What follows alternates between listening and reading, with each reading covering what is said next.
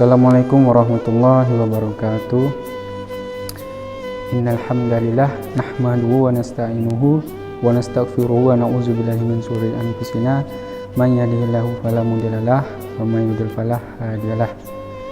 Asyhadu an la ilaha illallah wahdahu la syarikalah wa asyhadu anna Muhammadan abduhu wa rasuluh. Allahumma shalli ala sayyidina Muhammad wa ala sayyidina Muhammad la nabiyya ba'dah. Marhaban ya Ramadan. Welcome back to Ramadan with Hesi. Perkenalkan, nama saya Muhammad Richard. Saya dari Ketua Bidang Kemahasiswaan Himpunan Mahasiswa Hukum Ekonomi Syariah. Di sini saya akan menyampaikan sedikit tausiah singkat saya yang berjudul Peran Pemuda di Bulan Suci Ramadan.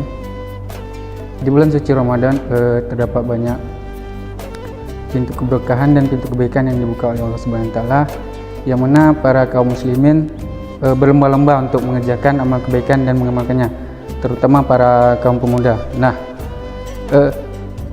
para kaum pemuda tentunya sangat dibutuhkan kehadirannya di bulan suci Ramadan, terutama di masjid atau di surau untuk menjadi seorang penceramah atau bilal sebagai selainnya. Nah, hal demikian kita untuk seorang pemuda tentunya membuat Allah mencintai kita. Nah, bagaimana cara kita seorang pemuda bisa mencintai Allah dan Allah mencintai kita? Sebagaimana Allah berfirman dalam Quran surat Al-Imran ayat 31, Bismillahirrahmanirrahim. Qul in kuntum tuhibbunallah fattabi'uni wa yaghfirkumullah wa yaghfir lakum dzunubakum wallahu ghafurur rahim. Artinya, katakanlah kepada mereka, apabila kalian mencintai Allah, kalian ingin Allah mencintai kalian, maka ikutilah aku, baginda Rasulullah SAW. Maka Allah akan mencintai kalian, Allah akan menghapus dosa-dosa kalian, sungguh Allah Maha Pemberi kasih sayang. Nah, dari surah Al-Imran ayat 31 ini mengajarkan bahwasanya kita ini mengharapkan cintanya Allah itu bagaimana? Salah satunya dengan mengikuti baginda Rasulullah SAW. Bagaimana cara mengikutinya? Yaitu dengan mencintai beliau, sebagaimana yang diajarkan juga di buku Allah fi salah satu yang salih. Ajarkanlah, didiklah anak-anakmu daripada tiga perkara. Yang pertama, hubbun nabi hukum, cinta kepada Nabi baginda Rasulullah SAW.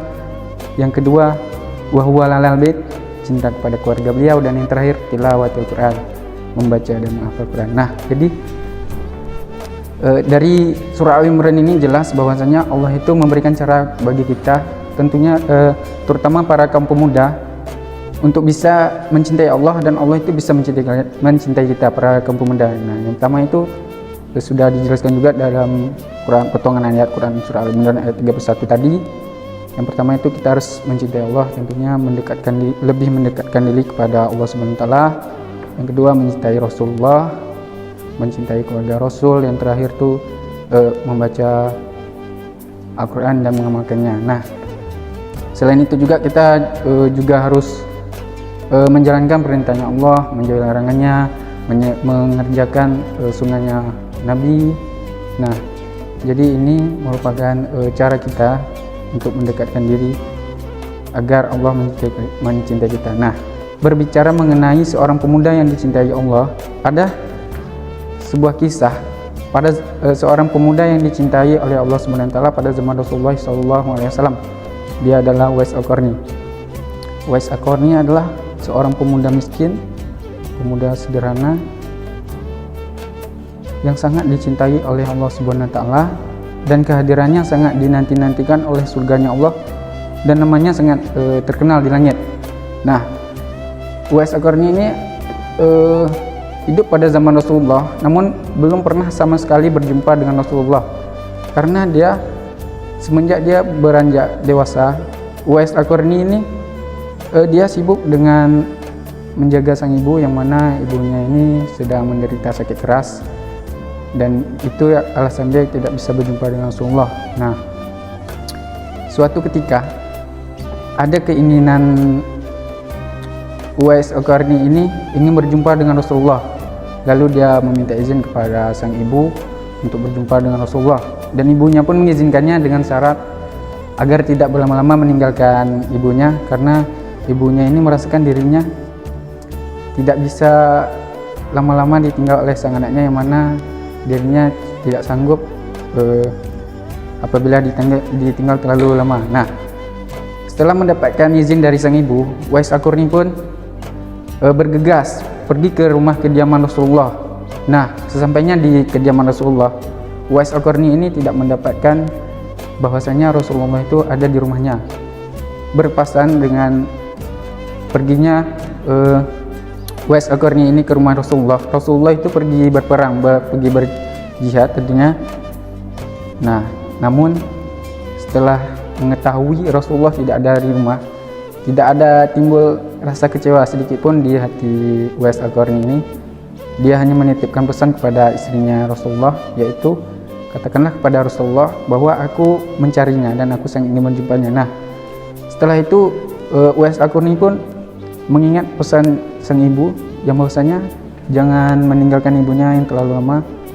Nah, setelah itu Uwais Al-Qarni pun pulang ke rumahnya, dan sesampainya Uwais Al-Qarni di rumah, ibunya mengatakan kepadanya bahwasanya dirinya tidak kuat lagi, tidak tahan lagi, dan mengatakan kepada Uwais Al-Qarni agar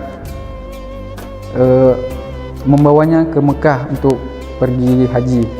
Tanpa berpikir panjang, Uwais Al-Qarni pun menggendong sang ibu dan pergi ke Mekah untuk haji. Nah, di perjalanan menuju Mekah, Uwais Al-Qarni ini bertemu Rasulullah dan pasukan perangnya Rasulullah. Namun Uwais Al-Qarni ini tidak menyadari, bahkan tidak mengenal bahwa itu Rasulullah.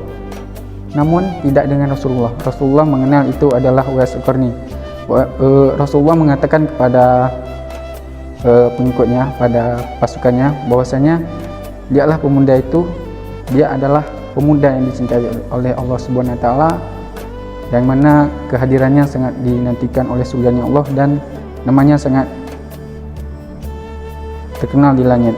Nah, jadi ini sedikit kisah singkat seorang pemuda pada zaman Rasulullah SAW, Uwais Al-Qarni, yang belum pernah berjumpa dengan Rasulullah. Nah, yang mana Uwais Al-Qarni dan ibunya ini juga merupakan orang pertama yang masuk Islam pada ajaran Rasulullah SAW. Nah, jadi dalam cerita Uwais Al-Qarni ini mengajarkan bagaimana cara kita berbakti kepada orang tua. Nah, dan hal ini pun membuat Allah pun mencintai kita. Nah, mungkin hanya itu saja yang dapat saya sampaikan dalam tausiah singkat saya. Mudah-mudahan apa yang saya sampaikan bermanfaat. Saya akhirul kalam. Fastabiqul khairat. Wassalamualaikum warahmatullahi wabarakatuh.